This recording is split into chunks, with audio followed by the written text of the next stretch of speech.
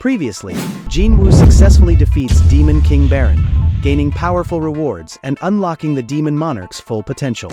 He uses the purified blood of the Demon King to create the holy water of life, hoping it will cure his mother.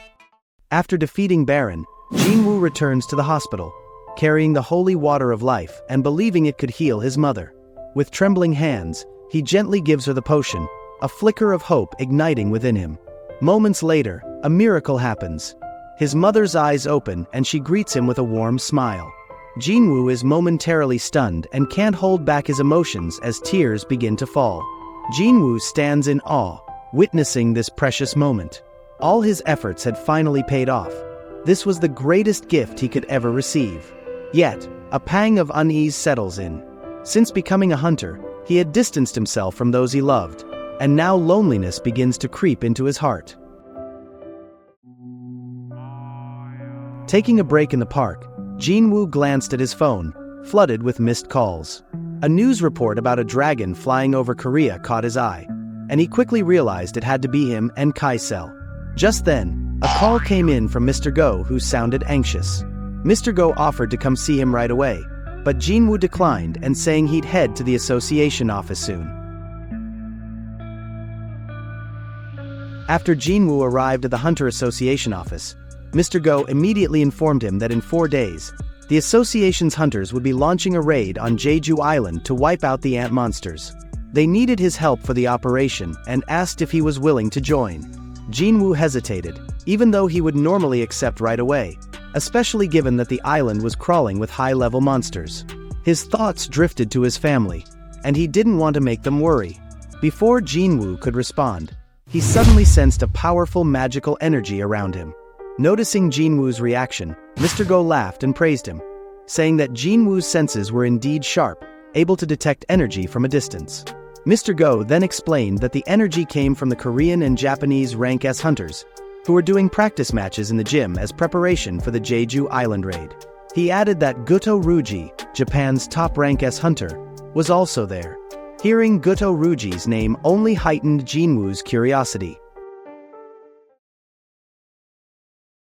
In the Korean Hunter Association's gym, Baek Yunho was locked in an intense match against Ma Dong-wook, the guild master of Fame Guild, one of Korea's top 5 guilds. Their clash was so fierce that its impact could be felt throughout the arena. When Jin-Woo and Mr. Go arrived, Mr. Go explained that the magical energy Jin-Woo had sensed earlier was coming from their battle. Jin-Woo noticed that Baek Yunho seemed to be at a disadvantage. Watching nearby, Choi Jong-in commented that if Baek Yunho were fighting seriously, Ma Dong-wook wouldn't stand a chance. In his view, Yunho often struggled to control his strength around others, sometimes even losing track of friend from foe. Soon after, 10 Rank S hunters from Japan entered the gym. Ippei Izawa, Mari Ishida, Ken Tanaka, Minoru Hoshino, Atsushi Kumamoto, Kanoe Tawada, Tatsumi Fujishima, Kei, Akari Shimizu, and their leader, Goto Ruji. Jin-Woo observed their arrival from a distance, focusing on Ruji, rumored to be Japan's top Rank S hunter. Meanwhile, Akari curiously, she asked who the man standing in the distance was. Hanekawa explained that it was Sung Jin-Woo, the newly promoted Rank S hunter. Ruji, also observing Jin-Woo, sensed something extraordinary hidden within him. Despite Jin-Woo concealing his strength, his powerful magical aura was unmistakable to Ruji, who considered him an exceptional assassin-type hunter.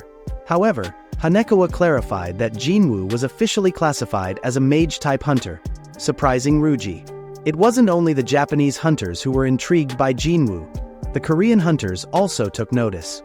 Lim Taegyu recognized him as the hunter who had disrupted Lee Min-sung's debut and realized it was his first time seeing Jin-Woo in person. Hunter Cha sensed the shift in atmosphere as soon as she noticed Jin-Woo's presence. Kei, with a keen sense of smell like Hunter Cha, found the surrounding hunters' scent nauseating. Meanwhile, Baek Yunho and Ma Dong-wook continued their sparring session. Hanekawa, watching the duel, felt that South Korea's top hunters were no match for Japan's. However, Ruji saw value in a few Korean hunters, particularly Hunter Cha and Mr. Go, whom he considered on par with Japan's best. Hanekawa's dismissive comment caught the attention of Park Jong-soo, the guild master of the Knights Guild, one of South Korea's most influential guilds with the highest number of Rank A hunters. Jong-soo called her out, remarking that her statement was inappropriate since, as just a translator, Hanekawa couldn't fully understand the situation. Feeling insulted, Hanekawa calmly challenged Jong-soo to prove his skills in a duel. Jong-soo accepted, with the rule that whoever grabbed the other's arm first would be the winner. There was no need for a brutal fight, as that would be detrimental for the upcoming Jeju Island Raid. Hanekawa agreed, and they both prepared for the match. Hanekawa launched the first strike, darting forward with a barrage of swift attacks. But Jong-soo, with his quick reflexes, dodged each blow effortlessly. Hanekawa pushed harder, intensifying her attacks, but suddenly her arm was knocked back. Jong-soo casually remarked that it wasn't an attack, just a small, meaningless push. Hanekawa shot back with a smirk, taunting him for striking a silly pose despite his torn pants. Spotting an opening, she charged in again. However, Jong-soo swiftly seized the opportunity and grabbed her arm, ending the duel with a win. He commented that fighting humans was trickier due to their unpredictable moves, unlike battling monsters. Ryuji was impressed by their duel. He asked Hanekawa to share his proposal with everyone. He then suggested they have another sparring session between Rank S hunters, following the same rules as before. Mr. Go agreed but noted that non-combatants and mage hunters couldn't participate since assessing their skills would be challenging. Yunho suggested a rule change. He proposed that anyone who could touch their opponent's back or knock them out would be declared the winner, and also suggested making it a team match. Hanekawa relayed this to Ryuji, who immediately grasped the advantage of knocking opponents out and realized the rule would favor assassin-type hunters. He agreed to the new setup. With everything settled, they prepared to start the practice match. Team Korea consisted of hunters Baek Yunho, Ma Dongwook, Hunter Cha, and Lim Taegyu, while Team Japan included hunters Ken Tanaka, Minoru Hoshino, Atsushi Kumamoto, and Kanoe Tawada. From a distance, Jin-Woo observed, noting that Goto Ryuji was sitting out, likely to assess the Korean hunter's capabilities. He felt lucky to witness such a rare match between Rank S hunters. As the two teams squared off, Ma Dongwook activated his skill and signaled the start. Tanaka couldn't help but admire Ma Dongwook's strength, marveling at how he could grow to a giant size. Eager for a power battle, Tanaka charged forward, exchanging blows with Ma Dongwook. Their fists clashed, sending a powerful shockwave across the arena. At the same time, Hoshino dashed toward Lim Taegyu, who quickly kept his distance and summoned several magic arrows, launching them at Hoshino. Although Hoshino dodged the attacks, he was visibly struggling. Mr. Go watched and noted that, even though the building was reinforced with the strongest magic stones, these hunters were managing to shake the room within seconds. Meanwhile, Yunho transformed and prepared to engage Kumamoto. Kumamoto found the match rules absurd and decided to fight with more aggression. He attacked Yunho from behind but quickly pulled back, feeling uneasy and doubting his compatibility as a hunter. Yunho sensed Kumamoto's killing intent in the previous move, yet was puzzled by his retreat. Determined to get serious, Yunho's hands turned white, his gaze sharpened, and he lunged with his claws. Kumamoto barely evaded. Jong-soo, watching, was in disbelief, realizing his earlier duel seemed like child's play compared to the intensity now unfolding. Suddenly, a huge explosion echoed across the arena as Ma Dongwook was defeated by Tanaka. Tanaka declared himself the victor in this test of strength. At the same moment, Taegyu was thrown against the wall with great force, and Hoshino, satisfied, claimed his victory as well. Baek Yunho sighed, watching as Ma Dongwook and Lim Taegyu were defeated. Now he was left to face 3 opponents on his own. He realized that the Japanese hunters found it easier to target him first rather than dealing with Hunter Cha. Meanwhile, Tawada felt cornered and disoriented by Hunter Cha's fast and unpredictable attacks. Known as the Dancer, Hunter Cha used her agility to overwhelm her opponents quickly. She struck Tawada from all sides with swift, precise movements. When Tawada tried to counter, Hunter Cha's rapid attack knocked her hat off. In a flash, she moved behind Tawada and tapped her back, securing victory. After defeating Tawada, Hunter Cha hurried to help Baek Yunho, who was surrounded by the Japanese hunters. Suddenly, Kumamoto came up from behind, ready to strike. But with lightning-fast reflexes, Hunter Cha landed a series of blows directly to his face. Shimizu and Fujishima, watching from the sidelines, were stunned to see Hunter Cha deliver 14 punches in one go. Realizing she might have gone overboard, Hunter Cha began to panic. Kumamoto, now injured, looked furious. The Japanese hunters grew tense, knowing that when Kumamoto lost control, he could become dangerously unpredictable. Ryuji felt the same concern. If they didn't stop Kumamoto soon, the Korean team could suffer serious injuries. Enraged, Kumamoto launched a brutal attack on Hunter Cha, his strikes hitting the ground hard enough to crack it. She managed to dodge, but this time she was cornered. Kumamoto threw a powerful final blow, shaking the entire area. However, Jin-Woo suddenly stepped in to protect Hunter Cha, blocking Kumamoto's powerful kicks with ease. This infuriated Kumamoto, who tried to attack again, but Jin-Woo swiftly locked him down and slammed him to the ground. Ryuji was surprised to see Jin-Woo's movements. This didn't seem like the skill of a mage-type hunter. He felt like he had to find out more. Meanwhile, the training match concluded, with the Japanese team emerging victorious. In his mind, Yunho felt disappointed because the difference in skill between them was so great, even though he had given his all. Soon after, Hanekawa approached Jin-Woo to deliver a message from Ryuji.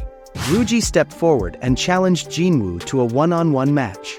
From Ryuji's aura, Jin-Woo sensed he wanted to test his abilities.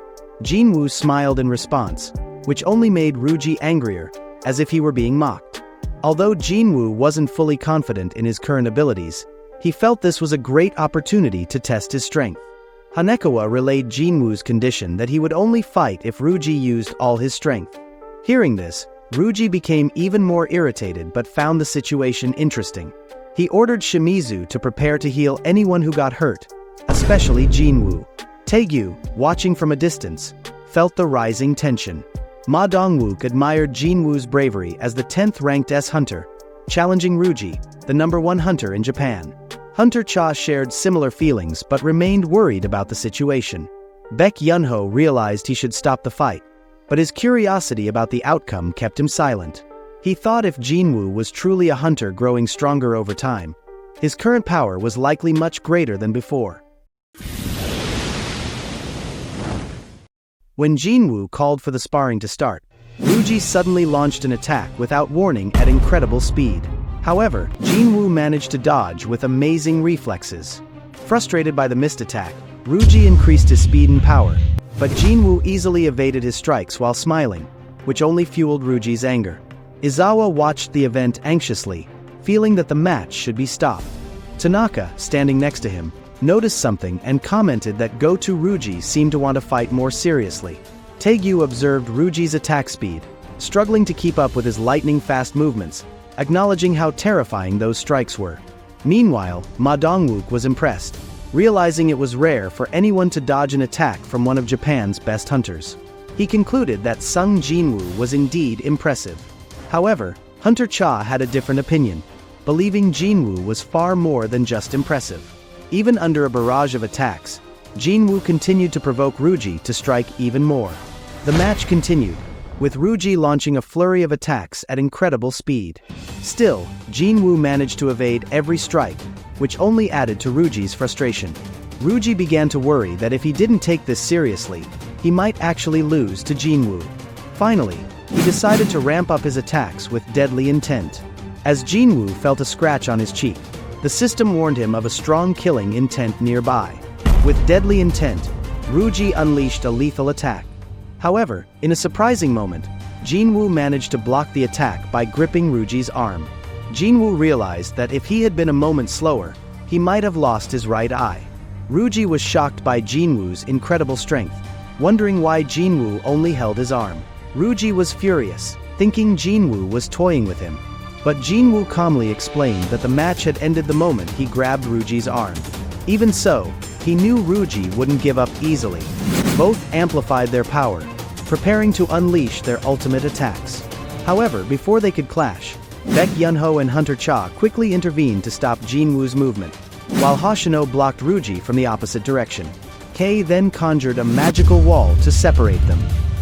Yunho, in a serious tone, asked Hanekawa to end the sparring session for today, and Hanekawa agreed without hesitation. After the match, Yunho apologized to Jin-Woo for getting involved, but Jin-Woo assured him it was fine. Ma Dong-wook then approached Jin-Woo, expressing his admiration and admitting that Jin-Woo had managed to match Goto Ruji. He offered Jin-Woo a place in his guild, which needed a strong fighter like him. But from a distance, Choi Jong-in shouted that Jin-Woo was actually a hunter mage, surprising Ma Dong-wook. Meanwhile, Jin-Woo thought he might have gone a little overboard. Still, he felt satisfied because he now understood the strengths of all the hunters present. More importantly, Jin-Woo had placed his shadow soldiers with each hunter to keep an eye on them from the shadows. Before leaving the gym, Jin-Woo informed Mr. Go about the raid on Jeju Island, news that left Mr. Go stunned. At the same time, Hanekawa noticed Goto Ruji's face, drenched in sweat and showing a rare expression of fear. That night, Yunho pondered Jin-Woo's growing strength over time. He wondered how much money it would take to recruit him, though he knew it was impossible. Still, Yunho was determined to maintain a good relationship with Jin-Woo. Soon his phone rang, informing him that the list of raid participants on Jeju Island had been announced. Yunho was shocked to see that Jin-Woo's name was not on the list. In a hotel, Goto Ruji was calling Reiji Sugimoto, vice president of the Draw Sword Guild. Ruji asked Sugimoto if he knew of any great hunters in South Korea. Sugimoto was puzzled by the question, stating that no matter how good someone was, they would still be below Ruji's level. Sugimoto asked for the hunter's name, and Ruji mentioned Sung Jin-Woo, who recently became an S-rank hunter. However, Sugimoto informed him that Jin-Woo's name was not on the Jeju Island Raid participant list. Ruji was stunned to hear this, unable to believe that Mr. Go would form a raid team without a talented hunter like Jin-Woo. After hanging up, Ruji recalled the terrifying feeling he experienced when facing Jin-Woo. He wondered if that feeling was death, and realized he might have weakened. The scene then shifts to Jeju Island, in the ant nest. The ant queen realized they needed to leave the island as there was no food left. The ant children had even started eating each other. The queen stressed that they needed strong soldiers to lead their kingdom. A giant egg was visible among the others, and the ant queen hoped it would hatch into the strongest king to lead their colony. Soon the egg reacted, and sharp claws emerged from within, breaking the shell. A frightening monster appeared, emitting an incredibly terrifying aura. The scene then moves to Jin-Woo's apartment, on the day his mother was discharged from the hospital. Upon entering the apartment, Jin-Woo was surprised to see how dirty and messy it was. He felt confused and asked Jina about what happened while he was gone. With a smile on her face, his mother explained that she hadn't cleaned the house for 4 years and asked if they wanted to help. They then started cleaning the house together. For a moment, Jin-Woo smiled, happily seeing his family's current condition. Soon after, his mother asked about Jin-Woo's father's whereabouts, wondering if he had ever returned while she was in the hospital. Jin-Woo paused for a moment. He also understood why his mother didn't want to leave this apartment. She still hoped his father would return here. Jin-Woo reflected that his mother needed him more than the raid on Jeju Island. After the Jeju Island Raid plan was announced, the news spread quickly. Several TV stations began airing everything related to Jeju Island, especially about the ant monsters. The ant colony had evolved rapidly. In the first and second stages of evolution, the ants still crawled and behaved like normal ants, but their body size was huge. In the third stage of evolution, they began to change shape. At this stage, they could walk like humans, use 4 legs as hands, and move nimbly. Recent investigations revealed the next evolution. The ants that had caused damage in Japan now looked even more human-like, with wings on their backs. This might be the last chance for the joint Korean and Japanese raid team to defeat the ant colony, with the future of Jeju Island and South Korea at stake. The list of raid members also spread widely, and the public learned that hunter Sung Jin-Woo was not participating. This led Korean netizens to harshly criticize him. Many felt ashamed of Jin-Woo's presence in their country. While walking in the city, Jin-Woo saw these harsh comments and worried about their impact on Jina. Soon after, a call from Jinho informed him that he had found a place for their guild office. Upon arrival, Jin-Ho showed their spacious guild office and mentioned they needed 3 people to establish a guild. Jin-Woo suggested they recruit 1 more person, while Jin-Ho pondered who would be suitable. Then, Jin-Ho gave Jin-Woo a business card of someone looking for him, an English speaker who would be in Korea for a few days, hoping to meet Jin-Woo. Jin-Woo suddenly sensed a killing intent. He quickly informed Jin-Ho that he needed to head back home, while also activating his shadow exchange skill. Jin-Ho was taken aback to see Jin-Woo vanish and be replaced by his shadow warrior. Jin-Woo now stood in an alley in a residential area. He saw a criminal threatening a woman with a knife. From behind, Jin-Woo interrupted, questioning the criminal's actions. The criminal looked at Jin-Woo and cursed, suddenly attacking with his knife, but it couldn't pierce Jin-Woo's skin. The criminal was shocked, and suddenly the knife was in Jin-Woo's hand. Jin-Woo slashed the criminal's leg, wounding him.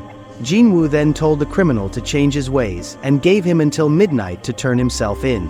He also put one of his shadow warriors on the criminal to keep an eye on him. As Jin-Woo walked away, he thought about the Jeju Island Raid that would take place tomorrow.